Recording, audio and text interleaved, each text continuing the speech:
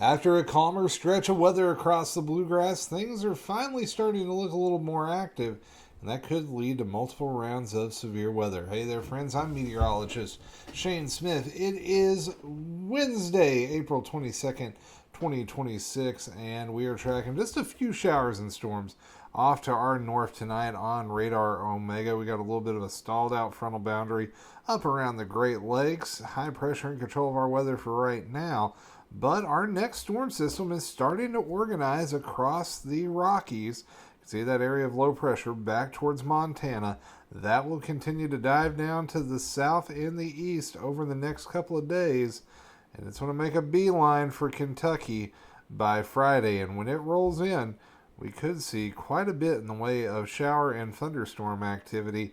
And it's not just Friday. There may be more severe weather past that. We'll get to that here in a second. First, we're going to go to the HRRR model, take a look at what it has to say, starting off at 6 o'clock tomorrow morning. We're going to wake up into the 50s across most of the region. Could be a few 60s on those ridge tops. And as we go into lunchtime, we're heading into the mid-70s. Going to be pretty toasty out there. And then by the afternoon, 80s. Going to feel more like summer than springtime across the bluegrass once again. Could see an isolated pop-up storm tomorrow afternoon or evening, but the chances are pretty low. Now, chances go up on Friday. Watch what happens. Here we are Friday morning, 6 o'clock Eastern time, and you notice there is a line of thunderstorms rolling eastward through Missouri into Illinois, and we push the clock forward just a little bit further, and by 10 o'clock Eastern time, Paducah, Murray, you got some thunderstorms and maybe even some supercells on your doorstep.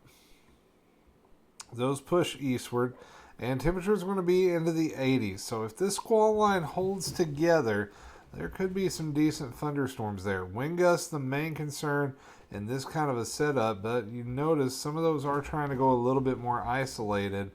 We'll have to wait and see how that plays out. Now, ahead of the front, temperature is going to go into the 80s.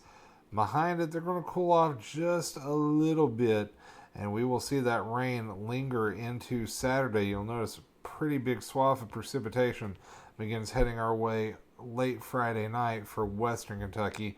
And the Storm Prediction Center has already outlined portions of western Kentucky and a marginal risk. That's a 1 out of 5 on the severe weather scale. But you don't have to go very far to get into that slight risk, and would not be surprised if some of that doesn't get ramped up a little bit as we go over the next couple of days. So that's something we're going to keep a very close eye on.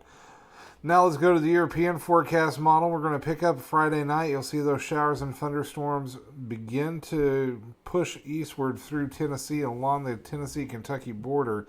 By 5 o'clock Saturday morning, we're likely dealing with rain in southern Kentucky. Drying conditions in northern Kentucky will be into the 50s and 60s. The showers will linger into scattered fashion in southern Kentucky.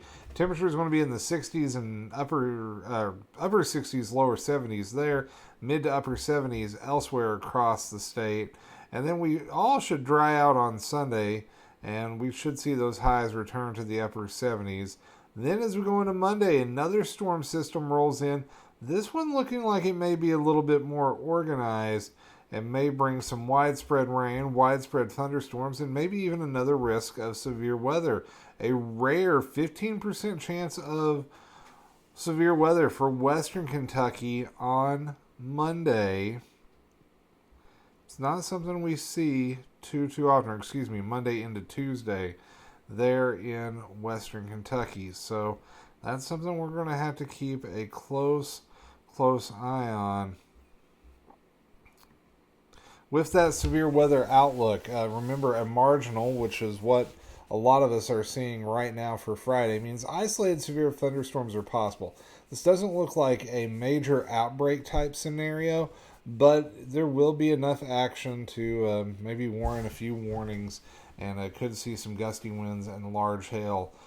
Monday, we'll have to keep a closer eye on. There's a lot of misinformation out there, or not even misinformation, I'll just say a lot of folks are jumping the gun. We'll have to wait and see how things play out. Now, what I will tell you is that once that system moves out early next week, we're going to see a brief cool down on Tuesday Warm back up a little bit Wednesday, Thursday, and then as it looks like we head towards Derby weekend, I think the temperature is going to drop. Looks like we're going to get a good cold front in here Friday and Saturday. That may even bring rain chances, better chances for Oaks Day on Friday, but still a small chance of precipitation in that cooler weather on into Saturday and Sunday, and lows possibly going into the 30s. So maybe a wet and chilly Kentucky Derby heading our way. We will have to wait and see how that all plays out. I'll continue to monitor the severe weather thread. I'll post updates as necessary. You'll probably get another big video from me on Thursday, and then Friday we'll have to wait and see how it plays out, because this weekend I'm back with our friends at WKYT in Lexington.